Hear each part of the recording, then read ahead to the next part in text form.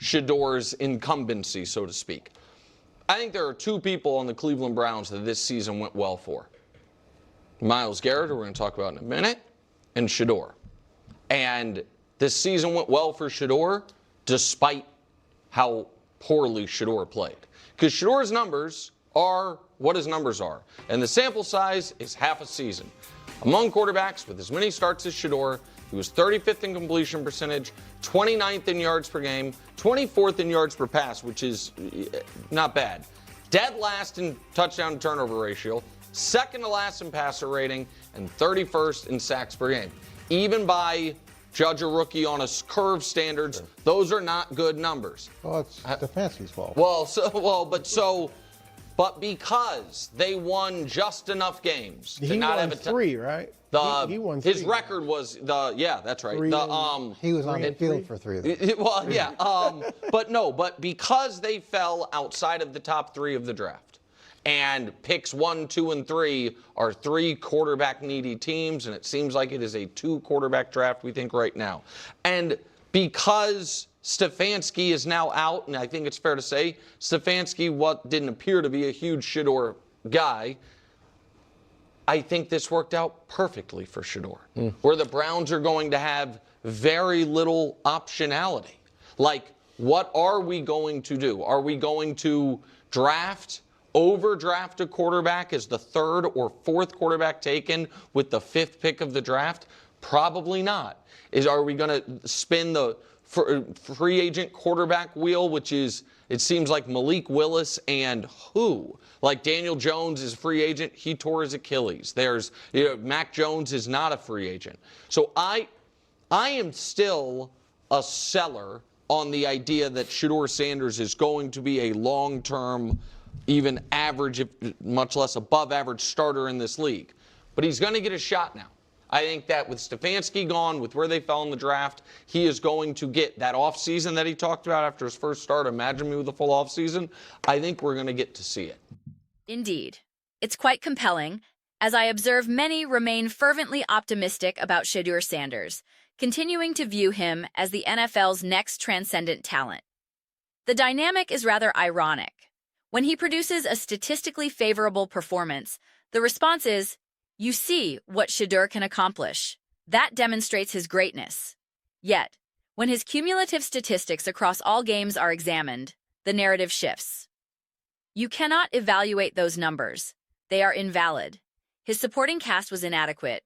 The coaching was subpar, etc. This represents a contradictory position.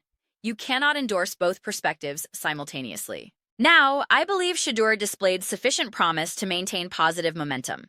I generally afford young quarterbacks on struggling teams considerable leeway. However, he also committed notable errors and poor decisions. No one would mistake Jackson Dart's situation as ideal, yet he appeared more proficient. Caleb Williams endured dreadful coaching last season, a porous offensive line and mid-season firings, yet he demonstrated greater poise and experience. This context is crucial because the argument surrounding Shedeur Sanders wasn't merely that he is an NFL-caliber starter. The assertion was that this quarterback is destined to become one of the all-time greats, and his not being a top draft selection constituted some form of league-wide collusion. If an individual were truly that exceptional, a bona fide top draft prospect, we would have witnessed more compelling evidence than what was presented. Again, I maintain Shedeur did enough to warrant a "let's see how this develops" approach.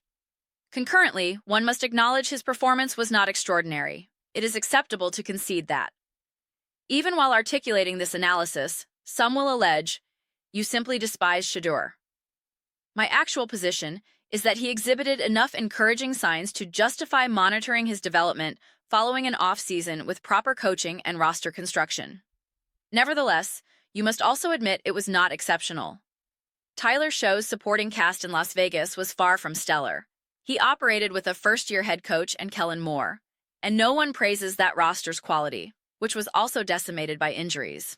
We can dissect this endlessly. Frankly, Tanner McKee displayed more promising traits than Shedeur Sanders.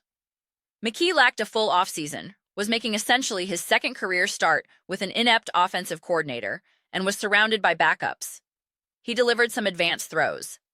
It wasn't flawless, nor should it be expected to be, but it was superior to what we observed from Sanders. Therefore, you can maintain belief in Shedeur's potential and be enthusiastic about his future. However, the narrative that he is predestined for all-time greatness and was overlooked due to conspiratorial reasons must be retired. I am intrigued to see the Cleveland Browns' forthcoming decisions regarding their coaching search and who desires that position. Realistically, if the most coveted coaching candidates, a Shanahan, McVay, Kevin O'Connell, Ben Johnson, were available, I doubt they would be eager to work with Shedeur Sanders. I sincerely doubt it. So, which coach will they secure? These elite names aren't available, but what caliber of coach will they attract? This risks entrapping the organization in a cyclical pattern. Hiring a coach about whom sentiment is lukewarm, perhaps a college coach or an obscure passing game coordinator, witnessing similar struggles, then blaming the coaching and seeking an upgrade. This precisely mirrors the Chicago Bears' cycle with Justin Fields. It will be fascinating. Will they pursue Deion Sanders?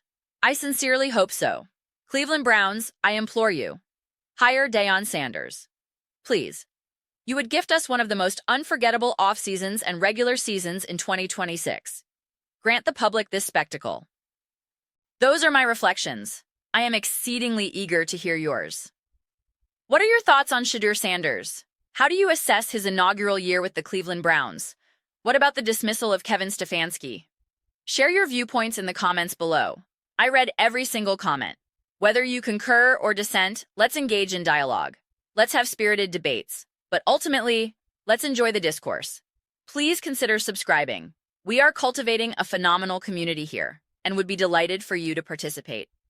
I aim to construct something we all feel a genuine connection to, something we are authentically excited to be part of.